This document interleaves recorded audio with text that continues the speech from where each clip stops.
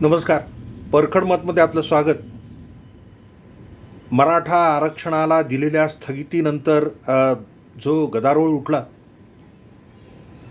त्यामध्ये मराठा विद्यार्थ्यांवर, तथाकथित उमेदवारांवर झालेला अन्याय आणि वगैरे वगैरे ज्या काही चर्चा झाल्या, त्याच्यानंतर 2 वेळेला प्रकरण सर्वोच्च न्यायालयासमोर स्थगितीचा आदेश रद्द करावा याच्यासाठी लागलं होतं.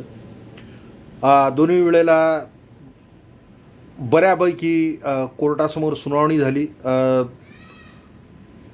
आरक्षणाची स्थगिती हटवावी अशा पक्षाचे जे लोक होते, म्हणजे सरकार आणि मराठा आरक्षणाचे समर्थक, त्यांनी जे प्रतिपादन केलं त्यावर सुप्रीम कोर्टनी काही ऑर्डर केली नाही. म्हणजे स्थगिती रद्द होण्यासारखं काही नव्हतं. पण एक विषय दुसऱ्या अर्जावर जेव्हा 9 डिसेंबरला सुनावणी झाली, तेव्हा एक विषय प्रकर्षाने सांगण्यासारखा आज, जी अधिसंख्य पदं किंवा सुपरन्युमररी सीट्सची जी चर्चा चालली, त्या सुपरन्युमररी सीट्स म्हणे 2185 मराठा उमेदवार असे आहेत की ज्यांना केवळ निवड प्रक्रियेतून त्यांची निवड झालेली आहे, केवळ नियुक्तीपत्र द्यायचं बाकी राहिलं होतं ज्या वेळेला आरक्षणाला स्थगिती 9 सप्टेंबरला आली. तर काही असं एक भासवलं जातं आहे की काही विशेष परिस्थिती होती, काही ह्यांच्याबरोबर अन्याय झालेला आहे मराठा उमेदवारांबरोबर, आणि त्याच्यामुळं त्यांना अधिसंख्य पदांवर नेमणूक देण्यात यावी, सुपरन्युमररी सीट्स क्रिएट करून. कारण की ते एक्सेप्शनल सर्कमस्टान्सेसमध्ये मोडतं की त्यांना जो हक्क त्यांचा तथाकथित डावलला गेला. आणि एक असं भासवलं चाललं आहे की प्रक्रियेमध्ये कुठंतरी काहीतरी त्यांच्यावर अन्याय झाला.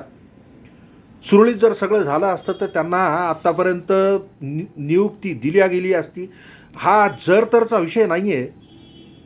सुप्रीम कोर्टाने जी ऑर्डर दिली ती पुरेशी स्पष्ट होती की आत्तापर्यंत ज्या तुम्ही पदांवर नियुक्त्या दिलेल्या आहेत, ज्या कुठल्या ॲडमिशन्स झालेल्या आहेत, प्रवेश झालेले आहेत अभ्यासक्रमांना, त्याच्यावर आम्ही काहीही भाष्य करणार नाही. त्यांना कुठल्याही प्रकारे धक्का लागणार नाही. इथून पुढं नियुक्ती देऊ नये. इथून पुढं मराठा आरक्षणाचा अंमल करून न नियुक्ती व्हावी, न कुठला शैक्षणिक प्रवेश व्हावा. आणि ह्या आदेशाचं पालन असं की नियुक्त्या देऊ नयेत, मराठा आरक्षणाचा लाभ देऊ. मग आता असं असताना अधिसंख्य पदनिर्मितीचा विषय येत नाही. जरी अधिसंख्य पद निर्माण करून त्यांची अपॉइंटमेंट दिली, that would be in direct contravention of order of stay granted by the supreme court. Again to repeat, that which cannot be done directly cannot be done indirectly. कोर्टाने सांगितलेला जो आदेश आहे त्या आदेशानुसार तुम्हाला मराठा आरक्षणाचा लाभ देऊन नियुक्ती देता येत नाही. ही परिस्थिती असताना अधिसंख्य पद निर्माण करून सुद्धा त्यांना नियुक्ती देता येणार नाही. ही साधी कायद्याचं हे साधं तत्व आहे. हे अधिसंख्य पद निर्मितीचं क्रिएशन ऑफ सुपरन्युमररी सीट्स हे कुठून लोण आलं, यांनी इतका का याला महत्त्व दिलं गेलं, हे अतर्क आहे. म्हणजे ज्या विधिज्ञांनी हे कोर्टासमोर सादर केलं, सर्वोच्च न्यायालयासमोर ज्येष्ठ विधिज्ञ मुकुल रोहतगी असं म्हणाले की सरकारला 2185 नवीन पदं निर्माण करायचे आहेत, अधिसंख्य पदं. तर सर्वोच्च न्यायालयाने सांगितलं की त्याच्यामुळं तिजोरीवर भार पडेल. अर्थात हा सुद्धा एकंदरीत जो खेळ चालला होता मराठा आरक्षण स्थगितीविषयीचा, ह्याचा एक भाग जे सबमिशन्स न्यायालयासं केले गेले, ज्या सुनावणीमध्ये जे युक्तिवाद केले गेले, त्या युक्तिवादांमध्ये कुठेही अधिसंख्य पदांबाबत युक्तिवाद व्हावा असं प्रयोजनच नव्हतं याचं. तर मग एकंदरीत जे चाललेलं आहे या मराठा आरक्षणाच्या स्थगितीनंतरचा एक मोठा विषय असा की त्या उमेदवारांना अन्याय होण्यापासून, तथा त्याचं शब्दयोजन असं आहे की त्यांच्यावरचा अन्याय आम्ही नाही होऊ देणार. अन्याय कसं काय झाला याच्याविषयी फार थोडक्यात सांगणं. सर्वोच्च न्यायालय उच्च न्यायालयामध्ये जेव्हा प्रकरण सुनावणीला आलं, मराठा आरक्षणाला अ, जे आव्हान देण्यात आलं होतं, ते आव्हान जेव्हा सुनावणीला आले, तेव्हाचे तत्कालीन जे आपले मुख्य न्यायमूर्ती होते मुंबईचे, त्या मुंबईच्या मुख्य न्यायमूर्तींसमोर हे प्रकरण लागलं. आणि चर्चेमध्ये जेव्हा नोकरीबाबत स्थगितीचा विचार आला, जेव्हा युक्तिवाद झाले की जर तुम्ही मराठा आरक्षणाला स्थगिती दिली नाही तर या जे नियोजित मेगा भरती आहे ह्याच्यामध्ये मराठा उमेदवारांचे हक्क निर्माण होतील, पुढं ते अवघड जाईल. आणि त्याच्यामुळं हे इष्ट आहे की मेगा भरतीला स्थगिती द्यावी. दिनांक 19/12/2018 रोजी मुख्य न्यायमूर्ती मुंबई उच्च न्यायालय यांच्यासमोर झालेल्या सुनावणीमध्ये हा विषय जेव्हा चर्चेला गेला, तेव्हा न्यायालयात झालेली गोष्ट अशी की तिथं न्यायाधीशांनी त्या खंडपीठाने असं विचारलं की इतकी गडबड काय आहे मेगा भरतीची? 1 महिनासुद्धा झाला नाही, तुम्ही हे आरक्षणाचा कायदा केला. आरक्षणाच्या कायद्याची वैधता आम्हाला बघू द्या, आम्हाला त्याची पडताळणी करू द्या की असा आरक्षण देण्याचा तुम्हाला अधिकार आहे का, आणि त्याच्यानंतर त्याच्या अंमलाची कारवाई करा तुम्ही. नाही तर आम्ही स्थगिती देतो या मेगा भरतीला. त्याच्यावर सरकारतर्फे असं प्रतिपादन करण्यात आलं, and this is on record. याच्याविषयीची ऑर्डरमध्ये नोंद आहे 19/12/2018च्या प्रोसिडिंग्समध्ये.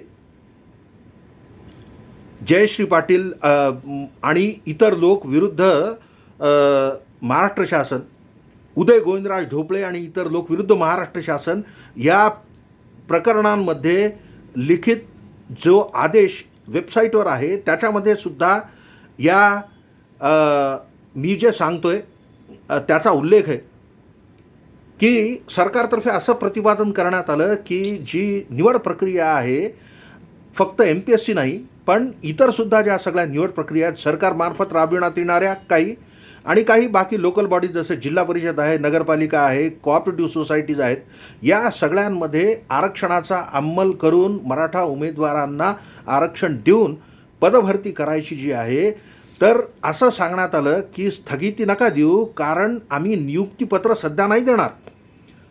नियुक्तीपत्र देण्यापर्यंत जी प्रोसिजर आहे, जी कार्यपद्धती आहे किंवा ती जी प्रक्रिया आहे त्या प्रक्रियेला महिनोन्महिने लागतील, तर ती प्रक्रिया आम्हाला करू द्या आणि पुढच्या तारखेपर्यंत आम्ही कुठलीही नियुक्ती मराठा आरक्षणाचा अंमल करून नाही देणार. आणि हा जो जे हे सांगण्यात आलं, ही जी अंडरटेकिंग होती की आम्ही पुढच्या तारखेपर्यंत नियुक्ती कुठली देणार नाही, ही नोंदवण्यात आली.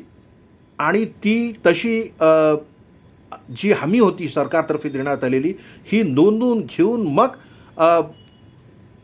जी निवड प्रक्रिया होती त्याला सुरू राहावी ती निवड प्रक्रिया, अशी योजना झाली. म्हणजे 2018मध्ये मराठा आरक्षण लागू केल्यानंतर ज्या कुठल्या निवड प्रक्रिया झाल्या, त्या सगळ्या निवड प्रक्रियांमध्ये मराठा आरक्षणाची वैधता तपासून कोर्ट जोपर्यंत नाही बघत तोपर्यंत कुठलीही नियुक्ती नाही देण्यात येणार, असं एक त्याच्यामध्ये अंतर्भूत होतं. तो जो अंतरिम आदेश होता, ज्या अंतरिम आदेशामध्ये ही हमी नोंदली गेली, तो अंतरिम आदेश वेळोवेळी वाढवत गेला. दिनांक 26 मार्चला प्रकरणामध्ये त्याच्यामध्ये युक्तिवाद संपविण्यात आले. दोन्ही पक्षांची युक्तिवाद ऐकून घेऊन कोर्टाने निर्णय राखीव ठेवला. तो निर्णय जूनमध्ये देण्यात आला. खैर, मराठा आरक्षण लागू केल्यानंतर मराठा आरक्षण वैध ठरविणारा जो न्यायनिवाडा होता, जो 27 जून 2019ला मुंबई उच्च न्यायालयाने जे केलं की मराठा आरक्षण वैध ठरवलं, तोपर्यंत कुठलीही नियुक्ती झाली नसती. म्हणजे there was an undertaking given by the government. सरकारतर्फे ही हमी होती की आम्ही मराठा आरक्षणाचा अंमल करून कुठलीही नियुक्ती देणार नाही. तर ही जी पदभरती प्रक्रिया जी राबवल्या गेली ती या कंटेक्स्टमध्ये बघायला पाहिजे की या दृष्टिकोनातून सुद्धा हे बघायला पाहिजे की जे उमेदवार ज्यांनी परीक्षा दिली त्या सर्वांना हे माहिती असणं आवश्यक, किंवा माहिती असेल नसेल त्यांच्यावर हे बंधनकारक आहे, कोर्टाचे जे आदेश आहेत ते. आणि त्याच्यामुळं विशेष करून मराठा विद्यार्थ्यांना कुठले इतर अधिकार तयार होणं हे म्हणजे हा विषयच नाही आहे. सगळे जी प्रक्रिया होती ती निवड प्रक्रिया कोर्टाच्या आदेशाला अधीन होती आणि कोर्टाने आदेश दिला 27 जून 2019ला. तोपर्यंत कुठलीही निवड प्रक्रिया संपून तरी पण नियुक्तीपत्र नव्हतं देता येणार सरकारला मराठा आरक्षणाचा अंमल करून. त्याच्यानंतर 9 सप्टेंबरला जी स्थगिती मिळाली मराठा आरक्षणाला, त्याच्यानंतर तर आता प्रश्नच नाही. आणि त्याच्यामुळं हे जे अधिसंख्य पदनिर्मितीचं चाललेलं आहे, हे अधिसंख्य पदनिर्मिती जरी केली सरकारने तरी 2 प्रकारे त्याला बाधा आहे. एक तर हे जे प्रत्यक्षरित्या करण्याला प्रतिबंध केला आहे सरकारला सर्वोच्च न्यायालयाने, ते प्रत्यक्षपणे न करता अप्रत्यक्षपणे नाही करता येणार. आणि दुसरं की निश्चित असं जर कुठलं झालं, पदभरती जर झाली तर दॅट विल बी चॅलेंज, त्याला आव्हान देण्यात येईल. आणि कायद्याची परिस्थिती अशी आहे की ही जी पदभरती प्रक्रिया, कुठल्याही सर्व पदभरती प्रक्रिया म्हणजे दिनांक 19/12/2018 ते 27 जून 2019 यामध्ये ज्या कुठल्या पदभरतीच्या प्रक्रिया सुरू झाल्या, ज्यातून हे 2185 उद्भवलेत, अधिसंख्य पदं निर्माण करायचं जे चाललं आहे, त्यातून ही निवड प्रक्रिया, ह्या सर्व निवड प्रक्रियांमध्ये हे अंतर्भूत होतं की कोर्टाच्या आदेशाला अधीन राहून ही रिक्रुटमेंट प्रोसेस झालेली आहे. आणि सर्वोच्च न्यायालयाने त्याला स्थगिती दिली. आता अधिसंख्य पदनिर्मितीचा कुठं प्रश्न येत नाही, कारण all the exams which were conducted during 19th of December 2018 till 27th of June 2019, 19/12/2018 ते 27 जून 2019 या कालामध्ये कुठली परीक्षा सुरू झाली असेल, प्रवेश प्रक्रिया किंवा जी कुठली पदभरतीची प्रक्रिया सुरू झाली असेल, त्या सर्वांना त्या कालापुरता नियुक्तीपत्र न देण्याची शासनाने हमी दिली होती. आणि त्याच्यामुळं कुठला विशेष अधिकार मराठा उमेदवारांना निर्माण झाला आहे किंवा त्यांच्यावर विशेष करून अन्याय झाला आहे अशी गोष्ट नाही. सुपरन्युमररी सीट्सविषयी मी आधीसुद्धा बोललेलं आहे. अधिसंख्य जागा निर्माण करण्याची परिस्थिती वेगळी असते. अधिसंख्य पदं जरी निर्माण केले तरी अधिसंख्य पदं हे एका विशिष्ट वर्गाला देण्याची शासनाला मुभा नाही. जे सांगितलं गेलं आहे की काही मुलींना अधिसंख्य पद निर्मिती करून देण्यात आली किंवा जम्मू काश्मीरच्या निर्वासितांना अधिसंख्य पद निर्मिती ते खरंच एक्सेप्शनल अँड एक्स्ट्राऑर्डिनरी सर्कमस्टान्सेस होते, विलक्षण व ठीक आहे. तर हे जे काय होते तसे exceptional and extraordinary circumstances do not exist to grant Maratha reservation. This is the finding of the honourable Supreme Court in the interim order dated 9th of September. विशेष व असाधारण परिस्थिती मराठा आरक्षणाचा अवलंब करण्यासाठी शासनाने सक्रदर्शनी दाखवली नाही, किंवा सक्रदर्शनी हे दिसतं की विशेष व असाधारण परिस्थिती मराठा आरक्षणाचा अवलंब करण्यासाठी नाही आहे असं सर्वोच्च न्यायालयाने आपल्या आदेशामध्ये, अंतरिम आदेशामध्ये 9 सप्टेंबरच्या नमूद केलेलं आहे. आणि त्याच्यामुळं सुपरन्युमररी सीट्स अधिसंख्य पदनिर्मिती करून 2185 जो आकडा सांगितला जातो आहे त्या 2185 उमेदवारांबाबत विशेष काही सरकारला प्रयोजन करता येणार नाही एवढं सांगण्यासाठी हा व्हिडिओ. मराठा आरक्षणाची सुनावणी दिनांक 25 जानेवारीला सुरू होणार.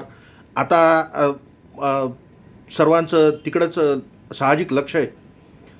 पण ही जी वारंवार चर्चा होते, जे समान माध्यमांवर आहेत, यूट्यूबमध्ये माझ्या व्हिडिओखाली कमेंट्स येतात, मला पर्सनल क्वेरीज येतात की त्या 2185 मराठा विद्यार्थ्यांचं उमेदवारांचं काय.